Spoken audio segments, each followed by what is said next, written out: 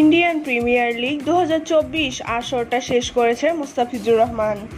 Bangladesh cricket বোর্ডের কাছ থেকে পাওয়া ছুটি অনুযায়ী পাঞ্জাব কিংসের বিরুদ্ধে মুস্তাফিজের ম্যাচটি ছিল আইপিএলের শেষ ম্যাচ। শেষ পর্যন্ত মুস্তাফিজ এই আইপিএলে খেলেছে 9টি ম্যাচ, যেখানে তার উইকেট শিকার হয়েছে 14টি।